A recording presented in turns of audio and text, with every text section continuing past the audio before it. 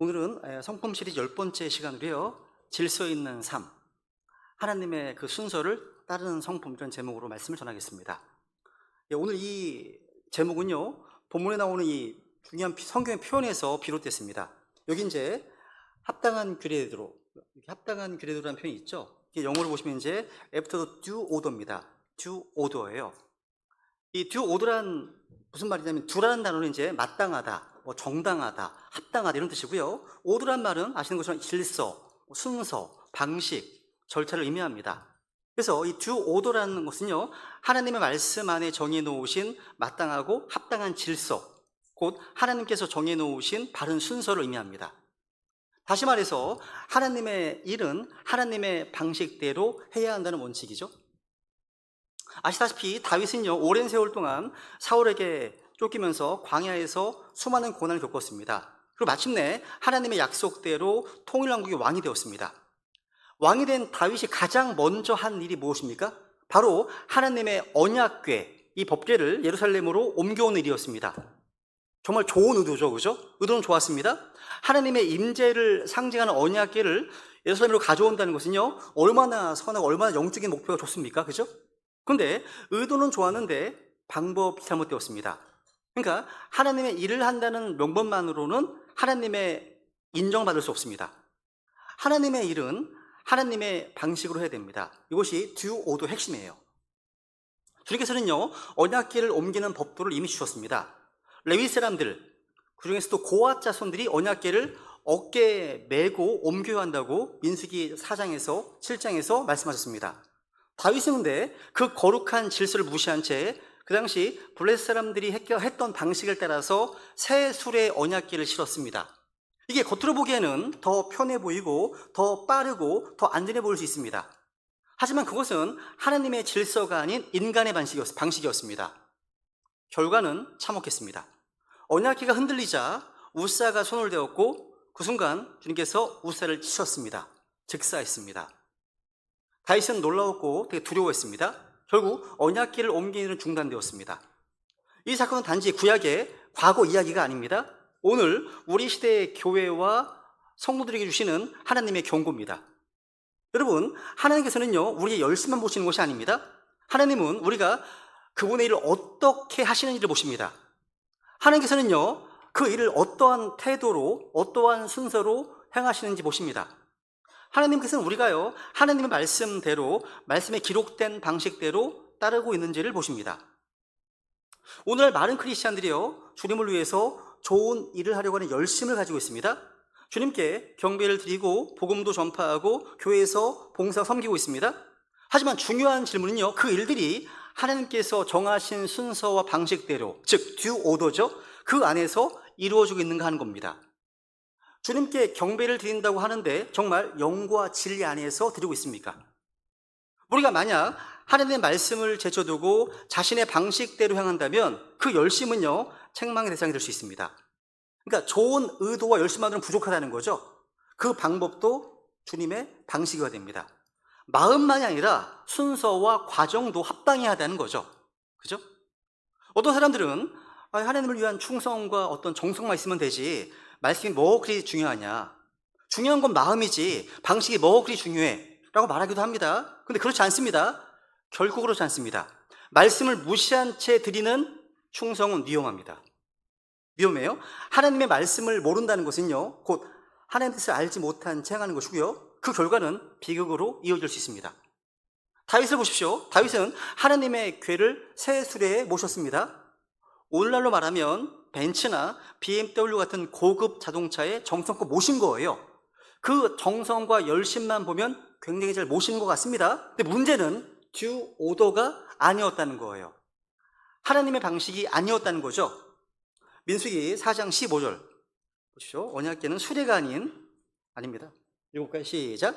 진영이 나아갈 때 그의 아들들이 성소와 성소의 모든 기구를 덮는 일을 끝마치거든 그 뒤에 고앗의 아들들이 와서 그것을 나를 것이니라. 그러나 그들은 죽지 않기 위해 어떤 거룩한 것도 만지지 말지니라.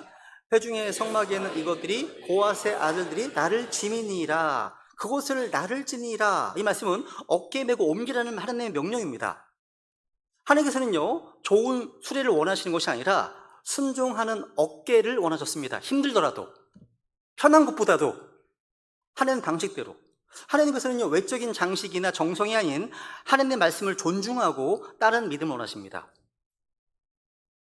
많은 사람들이 우리는 정성껏 예배드리잖아, 헌신하잖아, 봉사도 많이 하고 있잖아, 그깟 말씀 한두 구절 틀린 게 뭐가 그리 중요해? 이런 말을 듣기도 합니다. 즉 하나님의 말씀의 법도를 중요하게 생각하지 않는 거죠. 하지만 여러분, 말씀 한 구절 한 구절이 생명입니다. 말씀을 가볍게 여기면 믿음이 흔들리고 결국은 오류에 빠집니다. 우리 독립침례교회는 어떤 교단이나 어떤 사람의 전통이 아니라 하나님의 말씀을 한 구절 한 구절 선포 가르치고 또 우리의 모든 믿음과 신앙의 모든 최종 본질을 오직 성경 위에 세우고자 합니다. 어떤 이들은 너무 말씀한다 이런 말 합니다. 그죠? 싫어하기도 합니다. 또 어떤 이들은 야, 그렇게까지 세세하게 따질 필요가 있냐. 근데 여러분, 우리가 성경 한 구절 한 구절을 놓치지 않으려는 이유는요, 그 말씀이 바로 하나님의 질서이기 때문입니다. 그 말씀이 우리의 생명이고요, 말씀이 우리의 안전이고 우리의 복이기 때문입니다. 다윗은요, 이 끔찍한 사건으로 인해서 큰 두려움에 사로잡혔습니다. 그래서 하나님의 언약궤를 더 이상 옮기지 못하고 멈춰섰습니다. 하나님의 사람으로서 또 왕으로서 마음에 큰 혼란을 경험했을 겁니다. 근데 시간이 지나면서 다윗은요, 다시 하나님의 말씀을 찾아보고 이렇게 고백합니다. 처음에는 너희가 그것을 하지 아니하였으므로 주의 하나님께서 우리를 찢으셨으니, 그 다음 이는 우리가 합당한 규례대로 그분을 찾지 아니하였기 때문이다. 그러니까 이 말씀에 의하면요, 우사가 죽은 것은 단순히 언약궤를 손으로 붙잡았기 때문이지만 그보다 더 근본적인 이유는 뭡니까? 하나님의 일을 합당한 규례대로 하지 않았기 때문입니다. 그렇다면 그 잘못된 방법은 어디서 온 것입니까? 블레셋입니다. 블레셋. 다윗은 언약궤를 옮기는 방법을 하나님의 말씀이 아니라 블레셋의 방식으로 배웠습니다. 이것은 바로 이방의 풍습을 쫓아가 행한 것이었고요, 하나님의 분노를 불러온 결정적 이유였습니다. 오늘날 수많은 교회들이요, 복음을 전하고 또 예배를 드리고 사역을 한다고 하면서 그 방식을 세상에서 빌려옵니다. 세속적인 문화나 마케팅 전략이나 인기 있는 방식들을 도입하면서 결과만 좋으면 돼, 이렇게 생각합니다. 그런데 우리 하나님께서는요, 결과만이 아니라 과정도 보시는 분이심을 기억해야 됩니다. 한번 읽어볼까요? 시작.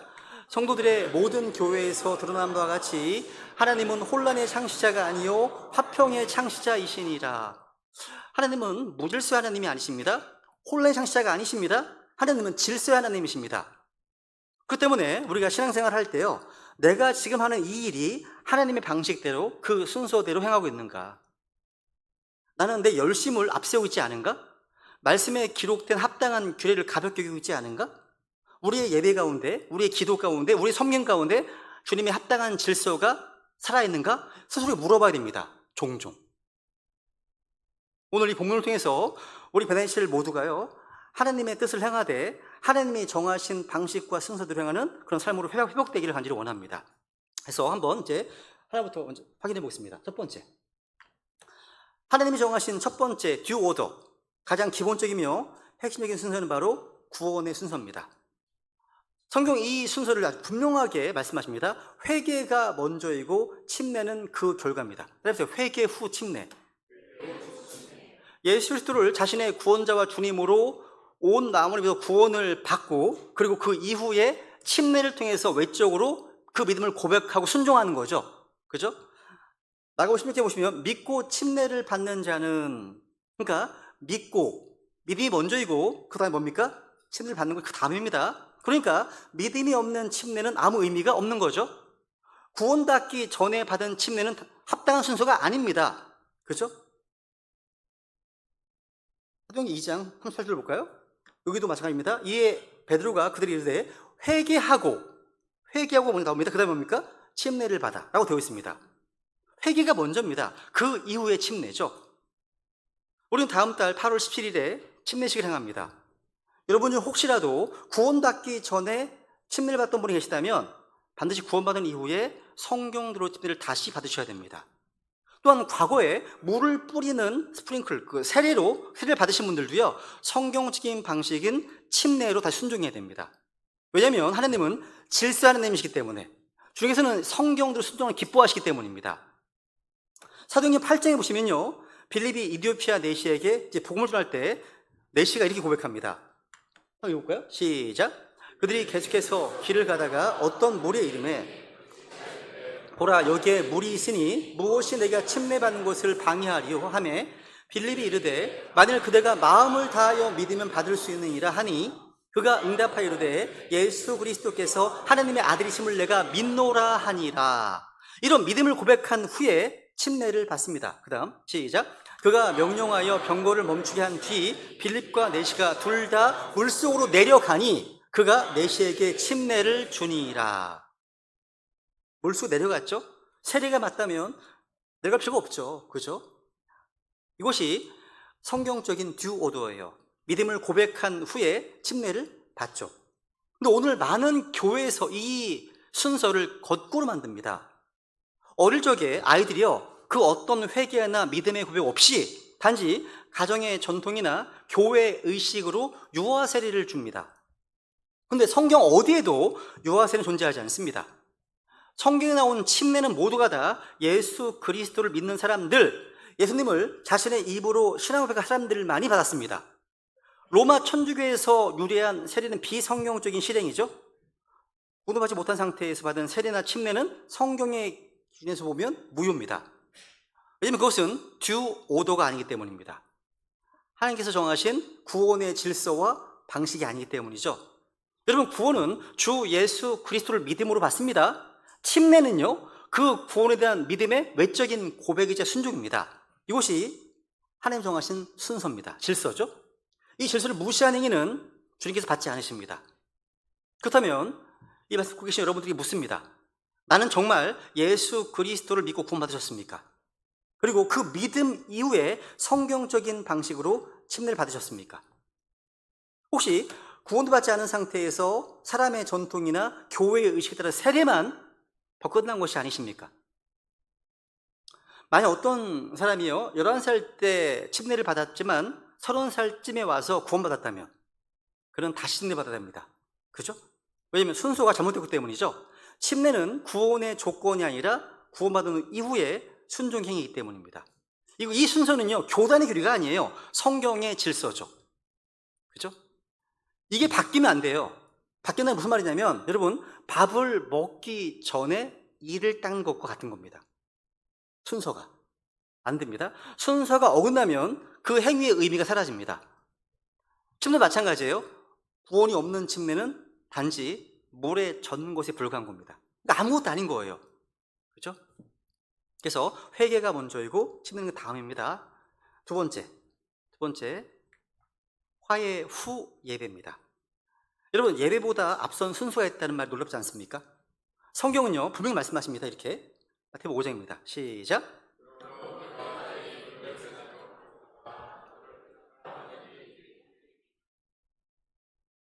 내 예물을 거기에 제단 앞에 두고 내 길로 가서 맨 먼저 내 형제와 화해하고 그 뒤에 와서 내 예물을 드리라. 이 말씀에 의하면 우리 주님께서는요, 다른 형제들과의 화해가 제단에 예물을 드리는 일보다 더 중요한 일임을 말씀하고 계십니다. 하나님께서는요, 우리 예배 그 자체보다 예배자의 마음과 인간 관계에 더 깊은 관심을 두십니다. 제단에 예물을 드리는 일은 아주 중요한 일이었습니다. 그런데 주님께서는 그것보다 형제와의 화해가 더 중요하다고 하시네요. 형제와 불화한 상태, 형제를 미워하는 마음, 형제들을 무시하는 마음으로 제단 앞으로 나와 드리는 예물을 주님께서 받을 수 없기 때문입니다. 그래서 사람이요, 주님 앞에 예물을 드리려고 왔는데 바로 그 순간 다른 형제와의 어떤 갈등이 떠오르면 어떻게 하라고 하시는 겁니까? 내 예물을 거기에 제단 앞에 두고 맨 먼저 네 형제와 화해하고 와서 그 뒤에 와서 예물을 드리라 하시는 거예요. 이것이 듀 오더예요. 하나님 기뻐하시는 합당한 예배의 순서입니다. 주님께 드리는 예물이 나쁜 건 아닙니다. 예배가 나쁜 것이 아닙니다. 근데 이 순서가 뒤바뀌면 그 좋은 예배도 하나님께서 받지 않으십니다. 여러분, 이 순서를 무시하면 어떤 일이 벌어질까요? 오늘 많은 크리스찬들이 마음속에 미움과 분노와 용서하지 못한 마음, 비방의 마음을 품은 채 예배당에 나옵니다. 그런 마음 가지고 주님께 찬양하고 기도합니다. 근데 하나님 말씀하십니다. 요한서 20절 시작. 어떤 사람이 나는 하나님을 사랑하노라 하고 자기 형제를 미워하면 그는 거짓말하는 자니 자기가 본 자기 형제를 사랑하지 아니하는 자가 어찌 자기가 보지 못한 하나님을 사랑할 수 있으리요. 그러니까 너희가 하나님을 사랑한다고 말하면서 다시 자기 형제를 미워한다면 그 사람은 거짓말쟁이다 하시는 겁니다. 하나님을 향한 사랑은요, 이 땅에서 다른 형제들에게 드러나야 한다는 겁니다. 하나님은 예배를 원하십니다. 그런데 그 예배가 단순한 종교 행위로 끝나길 원하지 않으십니다. 하나님은 진실된 마음, 용서, 화해의 마음 위에서 드려진 예배를 기뻐하십니다. 여러분, 진정한 예배는요, 회복된 관계에서 시작됩니다. 그래서 성령 충만한 예배는요, 화해된 마음에서 흘러가는 거예요.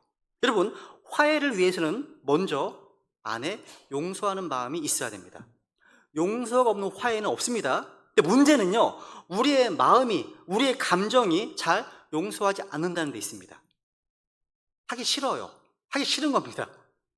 그럴 때 기준은요, 내 자신의 마음이 아니라 주님이십니다. 골로새서 3장 13절입니다. 시작. 누가 누구와 다툴 일이 있거든 서로 참고 서로 용서하되 그리스도께서 너희를 용서하신 것 같이 너희도 그리하며. 주님께서 나를 대신해서 죽으시고 용서하신 그 용서가 기준이라는 거죠. 우리 어떻게 용서받았습니까? 아무런 값 없이 용서받았습니다. 그래서 우리 역시 그 용서해 줘야 한다는 거죠. 혹시 여러분에게 먼저 가서 화해해야 될 누군가가 있으십니까? 예배 전에 먼저 용서하십시오. 또한 용서를 구하십시오. 그죠? 그때 하나님은 우리 예배를 받으시고요, 그 예배 위에 하늘의 복을 부어주실 것입니다. 이것이 바로 하나님께서 정하신 듀 오더입니다. 화해 후 예배입니다. 세 번째로 살펴볼 듀 오더는 뭐냐? 바로 기도 후 전도입니다. 이게 영적 전쟁의 순서예요. 그죠? 주님께서 마태복음 15장에서 이렇게 말씀하십니다. 29절 시작.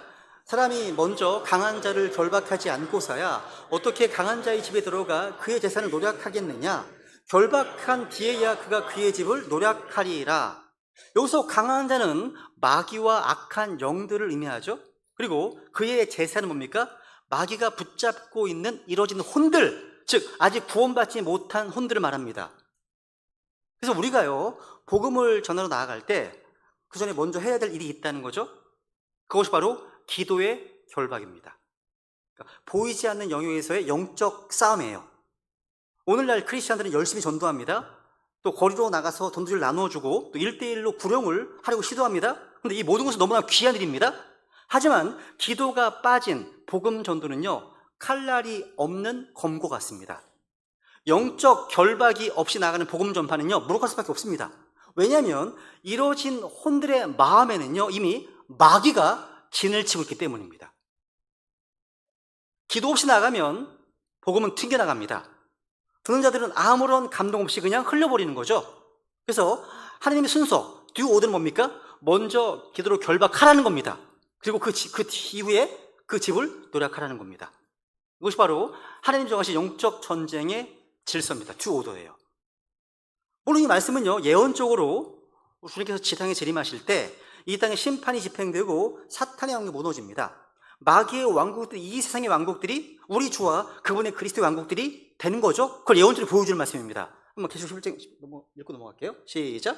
일곱째 천사가 나팔을 불매 하늘에 큰 음성들이 있어 이르되 이 세상의 왕국들이 우리 주와 그분의 그리스도의 왕국들이 되었고 그분께서 영원 무궁토록 통치하시리라 하니, 곧 이 날이 옵니다.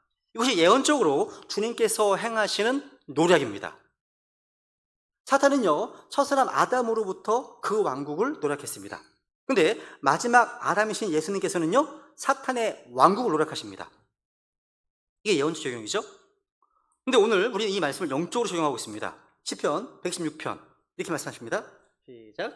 눈물을 흘리며 씨를 뿌리는 자들은 기쁨으로 거두리로다. 귀중한 씨를 가지고 나아가 우는 자는 반드시 기뻐하며 자신의 곡식달을 가지고 돌아오리이다. 여기서 귀중한 씨, 곧 복음의 말씀은 그냥 뿌리는 게 아니라 눈물을 흘리며 뿌릴 때 열매 있습니다. 그래서 우리가 전도하기 전에 그 이뤄진 혼을 품고 기도해야 됩니다. 사랑하는 가족, 친지들의 이름을 불러가면서 때로는 밤을 새워가면서 때로는 금식하는 가운데 간절히 중보할 필요가 있습니다. 그 혼을 위해서 영적 전쟁터에서 싸워야 한다는 거죠. 왜냐하면 우리가 싸우는 대상은 누굽니까? 살과 피와 싸우는 게 아닙니다. 정사들과 고능들과 이 세상 어둠의 치리자들과 높은 소리에 있는 영적 사악함과 싸우기 때문입니다.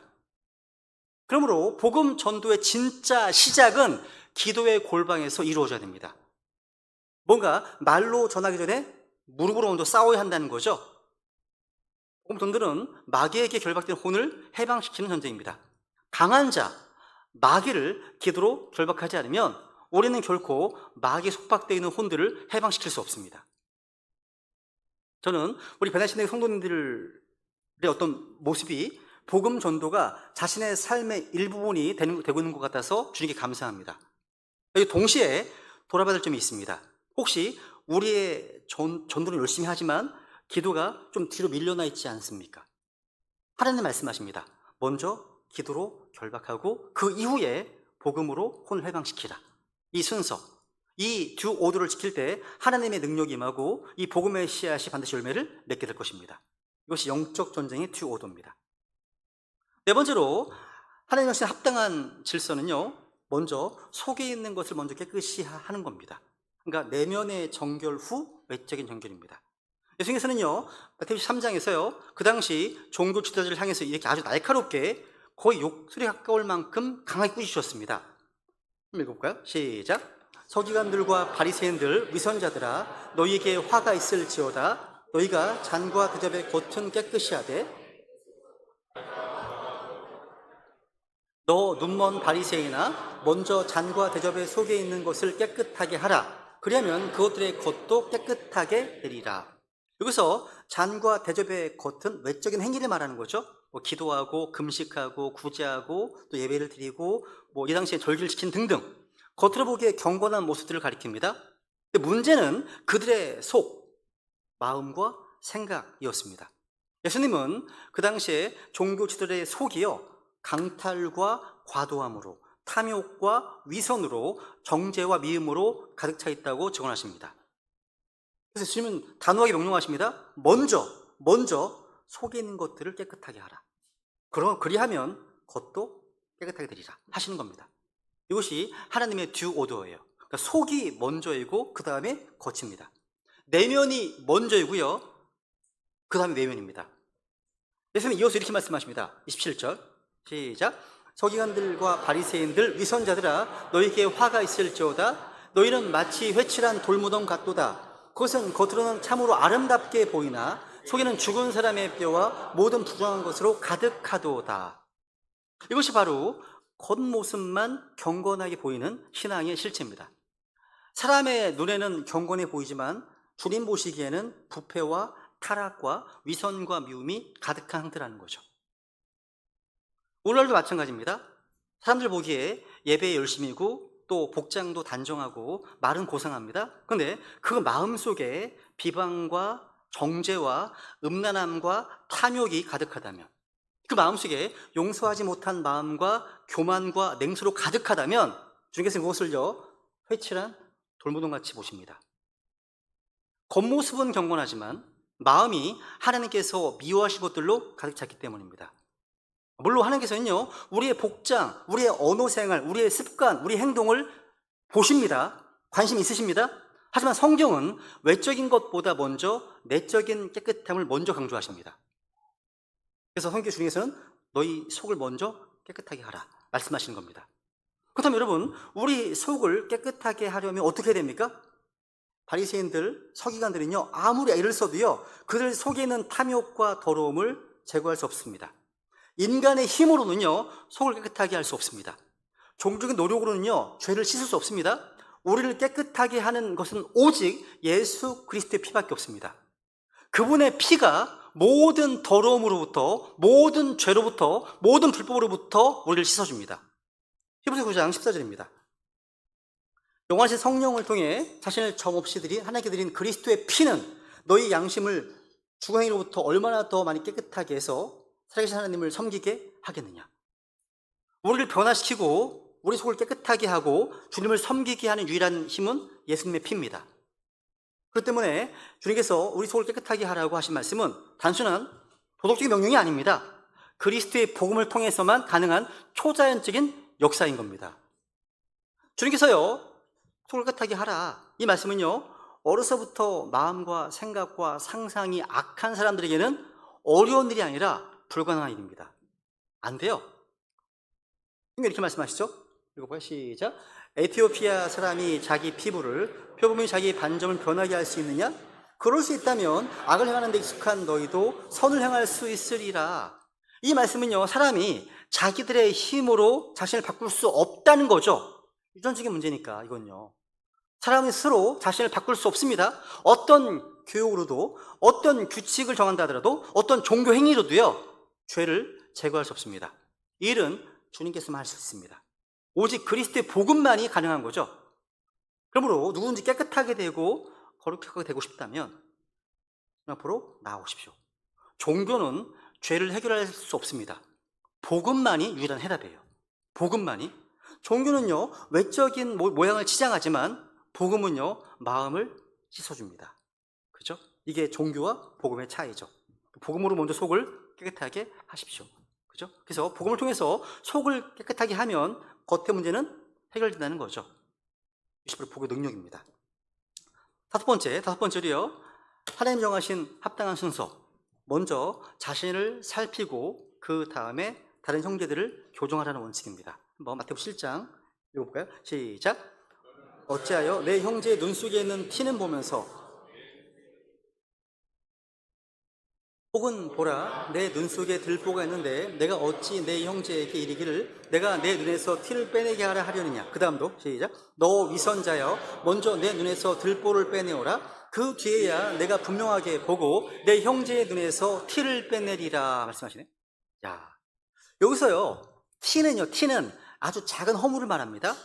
들보는요, 더 큰 문제예요. 그죠? 근본적인 죄를 가리킵니다. 다른 사람의 작은 허물은 민감하게 보면서 자신의 더 큰 죄는 명확하게 방치하는 모습을 주님이 지적하신 겁니다. 그래서 결코 다른 형제의 문제를 돕지 말라고 하신 게 아닙니다. 그 순서가 잘못되었다는 거죠. 그죠? 먼저 내 눈에서 들보를 빼내어라. 그 뒤에야 내가 분명하게 보고 내 형제 눈에서 티를 빼내리라. 이게 바로 하나님의 듀 오더예요. 판단의 순서입니다. 먼저 자신의 문제를 깊이 생각하고 회개하라는 거죠.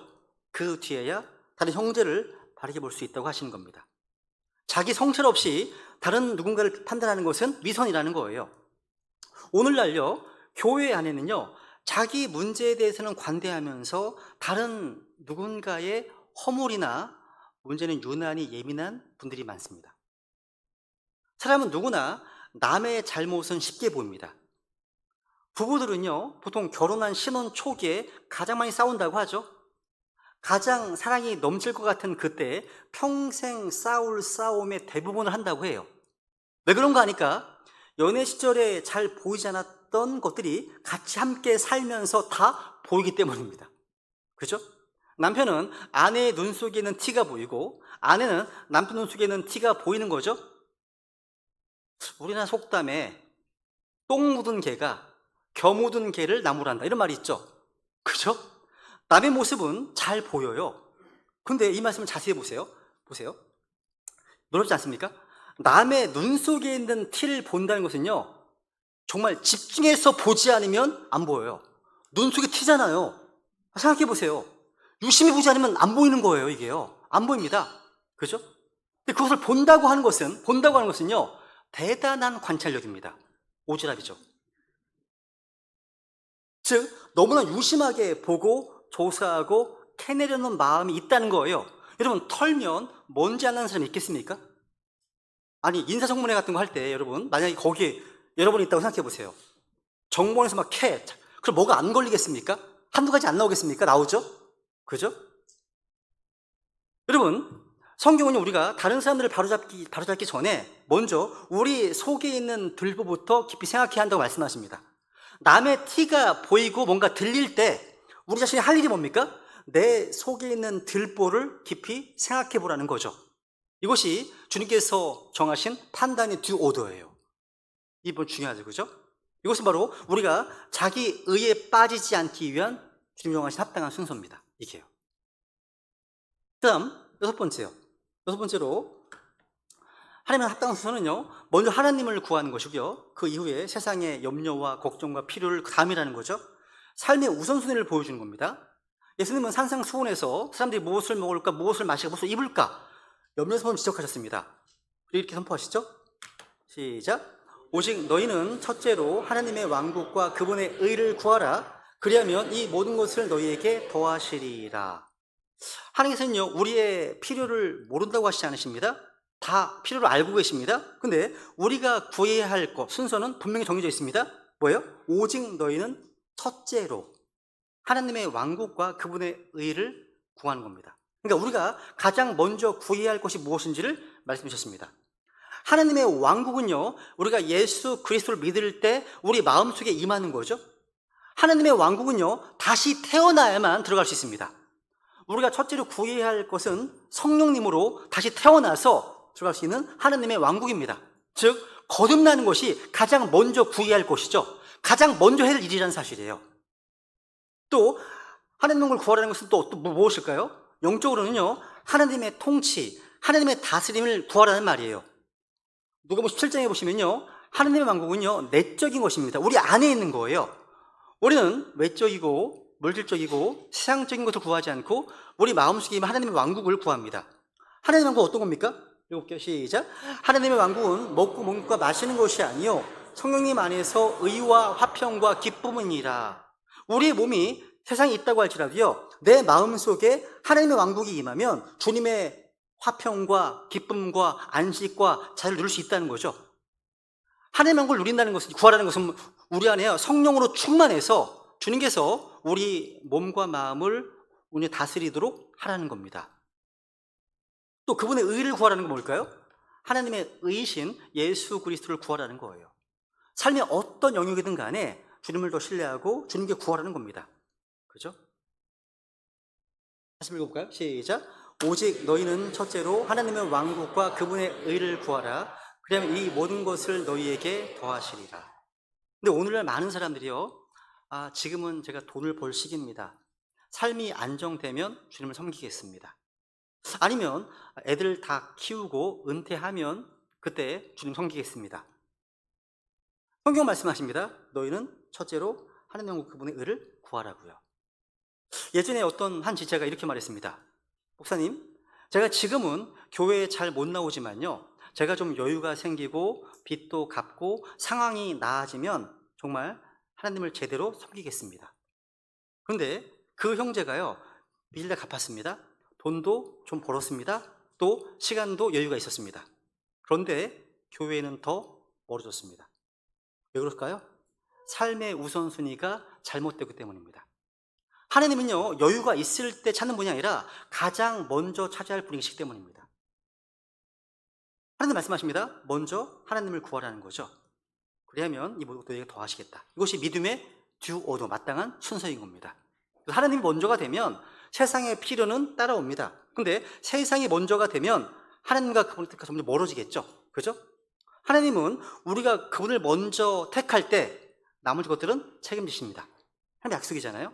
하나님 첫 번째가 되시면 다른 모든 것들 중에서 책임지십니다. 이것이 바로 하나님 정하신 듀 오더예요. 이것이요. 마지막 일곱 번째로요, 먼저 비용을 계산한 후에 그 후에 건축하라는 것, 사역의 순서입니다. 주님께서는요, 누가복음 14장에 보시면요, 제자가 되기 위한 대가 지불을 이렇게 말씀하셨습니다.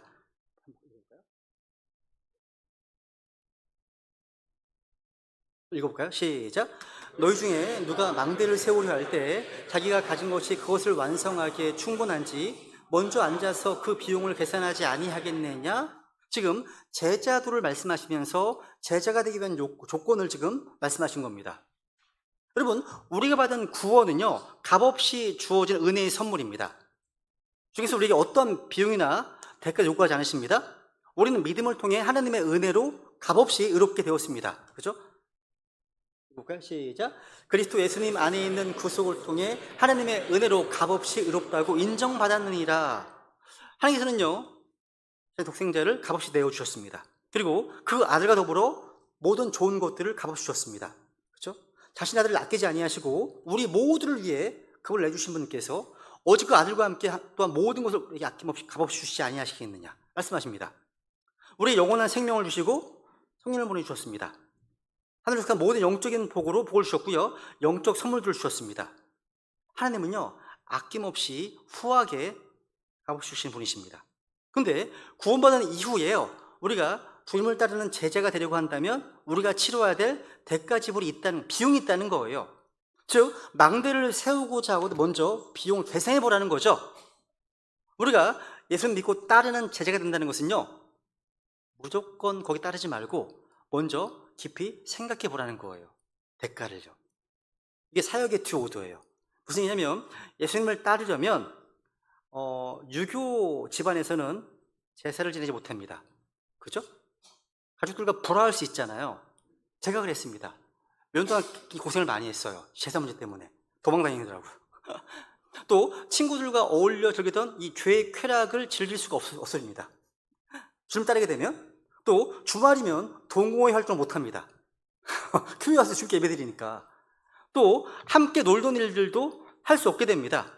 즉 주님을 따른다는 것에는 치러야 될 비용이 많다는 거죠. 그런데 이런 것은 아무것도 아닙니다. 이전에 초대교회 시절에는요, 주님을 믿고 따른다는 일은요, 생명을 거는 일이었습니다. 재산에 대한 위협도 받게 됐습니다. 주님께서는요, 자신을 따르는 무리들에게 제자의 요건을 말씀해 주시면서 잘 생각하고 판단해 본 뒤에 주님을 따르라고 하신 겁니다. 이것이 바로 사역의 듀오더예요. 오늘날 많은 사람들이요, 큰 열정을 가지고 사역을 시작합니다. 교회를 개척합니다. 선교를 떠나기도 합니다. 또 어떤 훈련이 없이 사명을 시작합니다. 그 열정은 귀해요. 하지만 문제는요, 기도가 없이, 비용 계산이 없이, 훈련도 없이 사역에 뛰어들고 얼마 가지 못해서 중단하는 일이 많다는 겁니다. 많아요. 왜 그렇습니까? 주께서 말씀하신 이 두 순서를요, 따르지 않았기 때문입니다. 먼저 앉아서 계산하지 않았기 때문입니다. 여러분, 먼저 앉으라는 것은요, 흥분하지 말라는 거죠. 해야 돼, 이게 아니라는 거예요. 침착해 먼저라는 겁니다. 비용을 계산하는 것은 뭡니까? 열정보다 현실적인 책임감이 있다는 거죠. 또 완성할 수 있겠느냐, 따져보라는 것은요, 시작보다 마무리가 중요하다는 얘기예요. 여러분, 사역은요, 열정만으로 감당할 수 없습니다. 먼저 기도하고, 먼저 준비하고, 먼저 점검하고, 먼저 훈련받은 자가 오래가는 사역을 감당할 수 있게 되는 거죠. 하나님은요, 충동이 아니라 계산하고 준비된 순종을 통해서 오래 지속하는 사역을 이루십니다. 이게 사역의 순서예요. 저는 2015년도에요, 이 배단심내교회를 개척했습니다. 근데 그 개척하기까지 오랜 시간의 준비가 있었어요. 그 기간 동안 독립심내교회 부교육자로서 다양한 사역을 경험하고요, 주님의 인도하심을 기다리면서 사역의 기초를 준비하는 시간을 가졌습니다. 사실 저는요, 구원받고 나서 약 10년이 지난 시점에 바로 교회를 개척하고 싶은 마음이 있었습니다. 1992년도에 구원받고 95년도에 킹제임스 성경의 진리를 알게 되면서 바른 성경, 바른 교리에 대한 감격과 어떤 열정 속에서 바로 시작해야 되겠다, 이런 마음이 있었거든요. 그 당시에 마음과 열정은 진심이고 귀한 것이었습니다. 근데 그것은 하나님의 타이밍이 아니었습니다.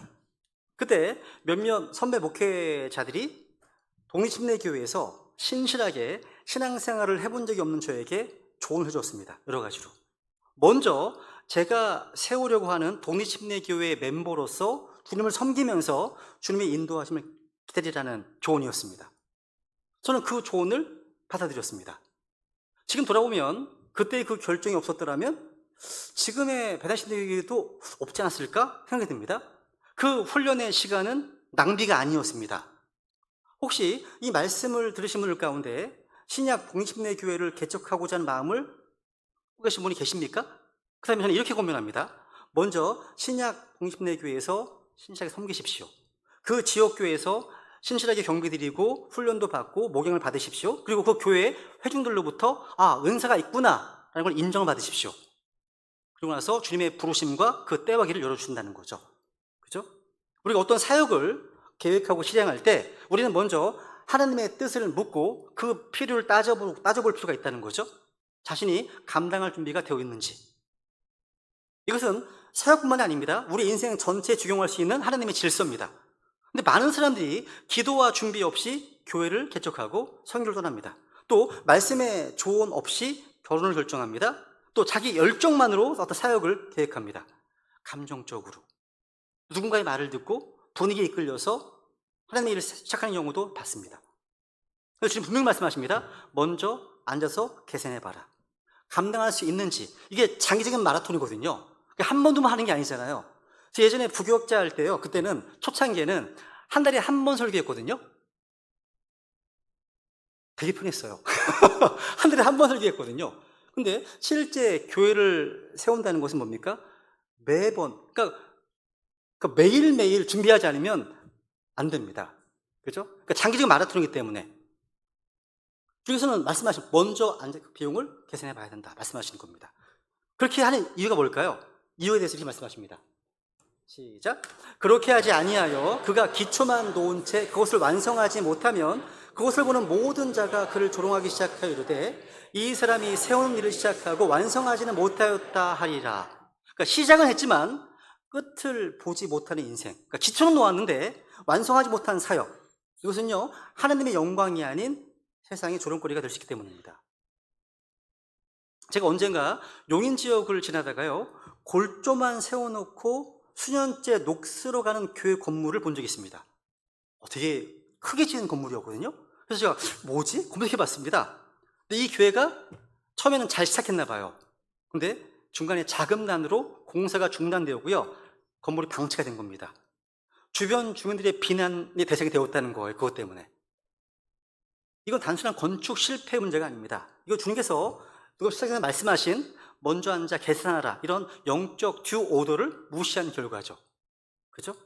믿음은 준비와 계산을 배제하지 않습니다. 오히려 참된 믿음은요 철저히 준비하고 겸손히 기도하고 신중하게 판단한 뒤에 헌신으로 나아가는 겁니다. 이것이 주님께 영광 돌려드리는 사역의 자세입니다. 여러분, 끝맺지 못한 신앙은요 오히려 그리스도의 이름에 누가 될 수 있습니다. 그래서 우리는 단지 그냥 시작하는 데 그치는 것이 아니라 끝까지 달려가는 자가 되어야 되는 겁니다. 세상은요 시작을 보고서 평가하는 게 아닙니다. 결과를 보고서 평가하기 때문입니다. 이제 말씀을 정리하겠습니다. 오늘 우리는 말씀을 통해서요 하나님께서 세우신 듀 오더, 합당한 규례와 질서를 얼마나 중요하게 여기시는지를 함께 살펴봤습니다. 하나님은요 순서를 기뻐하시는 분이십니다. 무엇을 하느냐 못지않게 어떤 순서로, 어떤 자세로, 어떤 동기로 하시냐를 보시는 분이십니다. 오늘 우리가 다른 7가지의 듀 오더를 기억하십니까? 구원의 순서로서 회개 후 침례를 받으십시오. 또 관계의 순서로서 화해 후 주님께 예배를 드리십시오. 영적 전쟁의 순서로서 기도로 결박한 후에 복음을 전하십시오. 또 성결의 순서 가운데 먼저 속을 깨끗하게 하십시오.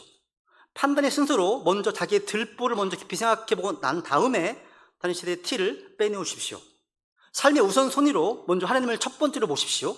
그리고 제자의 요건으로 비용 계산 후에 건축하십시오. 다윗이 하나님의 길을 옮기려 했던 의도는 선했습니다. 근데 그 순서를 무시했을 때 우사가 죽었습니다. 다윗도 두려움과 혼란에 빠졌습니다. 하나님의 일이라도요 하나님의 방법과 순서가 아니면 하나님의 손이 함께하지 않습니다. 그 순서가 뒤바뀌면 축복을 놓치고요 더 나아가 하나님의 징계가 따를 수 있습니다. 반대로 하나님의 순서를 따르게 되면 주님은 복 주시고요 열매 맺게 하시고요 평안함과 형통함을 허락하십니다. 하나님은 질서의 하나님이십니다. 이 듀 오더를 따르는 삶은 복된 삶이고 열매 맺는 삶이고요 하나님이 함께 하시는 삶입니다. 이 듀 오더를 걷는 자에게 하나님은 반드시 복을 주십니다. 우리 이 시간 오늘 주신 이 말씀에서 삶의 우선순위를 다시 정립하고 하나님의 순서에 나를 맞추는 삶이 되겠다고 이 시간 결단하시면서 주님께 은혜를 구하겠습니다. 기도하시겠습니다.